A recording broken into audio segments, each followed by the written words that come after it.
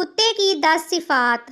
حیوان اپنے مالک کا زیادہ وفادار ہوتا ہے جبکہ انسان اپنے پروردگار کا اتنا وفادار نہیں ہوتا۔ حضرت حسن بصری رحمۃ اللہ علیہ تعالیٰ فرماتے ہیں کہ کتے کے اندر 10 صفات ایسی ہیں کہ اگر ان میں سے ایک صفت بھی انسان کے اندر پیدا ہو جائے تو وہ ولی اللہ بن جائے۔ فرماتے ہیں کہ کتے کے اندر قناعت ہوتی ہے، جول جائے یہ اس پر قناعت کر لیتا ہے، راضی ہو جاتا ہے۔ یہ قانعین یا صابرین کی علامت ہے۔ کتا اکثر بھوکا رہتا ہے، یہ صالحین کی نشانی ہے۔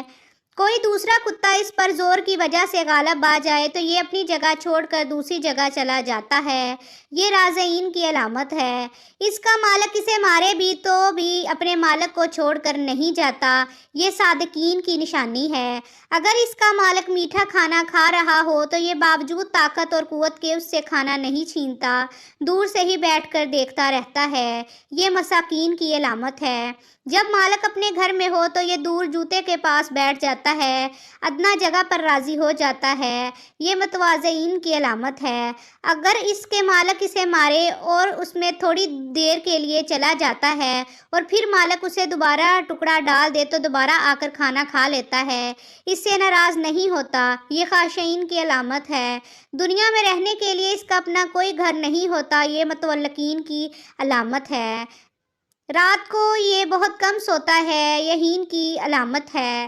جب مرتا ہے تو اس کی کوئی میراث نہیں ہوتی، مزاحدین کی علامت ہے۔ غور کر میں کہ کیا ان صفات میں سے کوئی صفت بھی ہم میں موجود ہے؟